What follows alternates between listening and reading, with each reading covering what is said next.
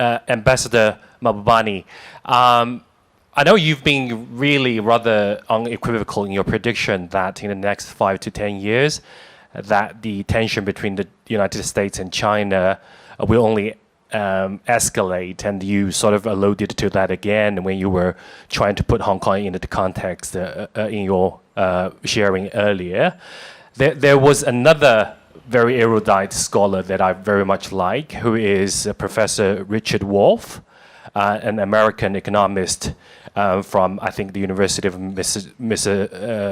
I forgot the university he's from, but he went even bolder in his prediction of the end game of the US-China contest. He basically said that sanity will prevail in the United States, and eventually there will be a future American leader who would say, okay, this is enough.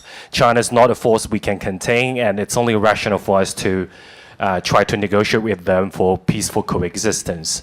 Pretty much like what Britain did almost 250 years ago, when its then Prime Minister, Lord Rockingham, began to seek peace terms with the American colonies, and which ultimately led to the recognition of American independence in the Treaty of Paris.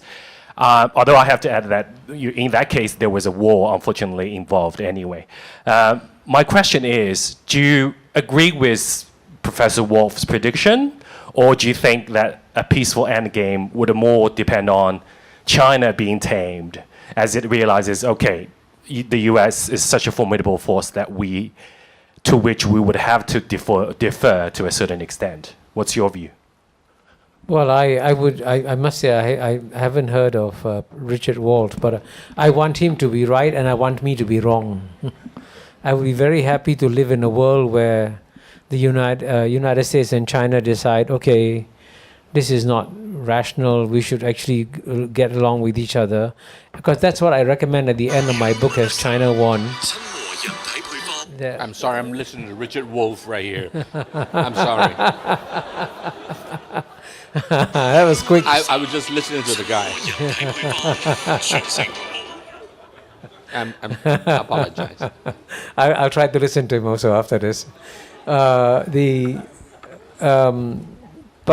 you see, the reason I can confidently predict that things will get worse is because there's a rock-solid consensus in the Washington, D.C. establishment that this is the time when the United States has to stop China.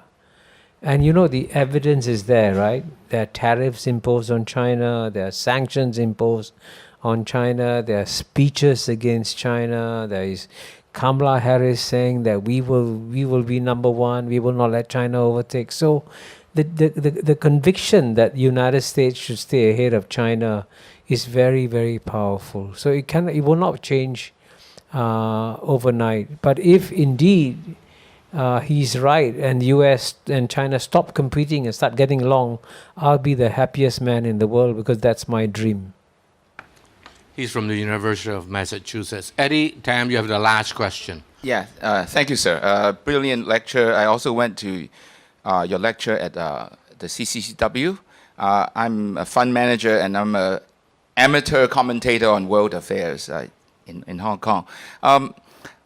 It's a follow-up question almost to this gentleman's questions. I remember at the CCW you mentioned that U.S. is not going to change. So it's up to China. I think this is a response to Professor Li Chen's question. Like, you said it's up to China to decide how to respond to the U.S. challenge. And you said if China were very confident that they will overtake the U.S. in 10 years' time, 20 years' time in terms of GDP, I think you mentioned, then you would counsel patience. They should be very patient with, I guess, Taiwan, with Philippines, with the provocation by the U.S., etc. Well, my question is, what if China were not so confident? Then would you counsel them being impatient and take preemptive actions against Taiwan, Philippines, India, and seek more provocation provoked even the U.S. And also one point on GDP, I think you obviously know that in terms of PPP GDP, China overtook the U.S. like almost a dozen years ago. It's only in nominal GDP terms that China is behind. But also I make the observation that in fact the gap has widened back out. I think the peak was 80% of US nominal GDP about 2 years ago. It's now back down to 65%. And mainly that's because of not only slowing growth in China, but because of deflation, which is a forbidden word in China, and also depreciation of the renminbi. So in my mind, actually, I don't know how patient China has been, because I think U.S. Tariffs and trade sanctions, technological sanctions have done a lot of damage. But I think, in my humble opinion, I think China has also damaged itself through its own policies.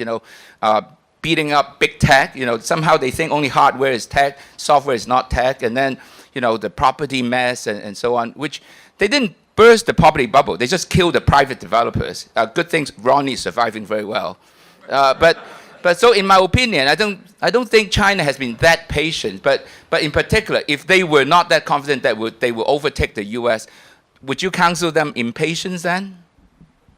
I never counsel impatience. Because it's not just between U.S. and China. I keep emphasizing that the world is changing. That you're seeing not just the relative decline of the United States, relatively speaking. United States will still remain a formidable power, by the way. Never underestimate the United States. Agree. But the United States' capacity to get the world to agree to it in the way that it could in the past is diminishing. And the emergence of what I call the multi-civilizational, multipolar, multilateral world is good for China. And so if the forces of world history are moving in your direction, then you can be patient, right? This is not going to be an American century again. This will be the Asian century. So if indeed the tide was going against China, yes, maybe you might counsel something else. But the global tide is going in favor of China and all the other countries, many of them in the global south. So there's no reason for China to get impatient at this stage. Of course, its domestic development is critical. And the most important thing for China is to ensure that it keeps growing its economy at least 5% a year. Because that is China's long-term answer to America's challenge. And if they can keep on doing that through whatever means, pragmatically make adjustments, change policies, go back to Deng Xiaoping's maxim, doesn't matter whether a cat is black, a cat is white, if it catches mice, it is a good cat. That kind of pragmatism that China has shown, if that kind of pragmatism can be reinforced, then China will be okay. But on the side of the United States, I would also encourage the United States to engage in some fresh thinking. And my successor as Dean of the Lee Kuan Yew School of Public Policy, Professor Danny Quah, has just published an article in Foreign Policy, which is a letter to the next president of United States. And the message to the next president is, please don't worry, even if you're not number one, it's not the end of the world. Just relax and accept it.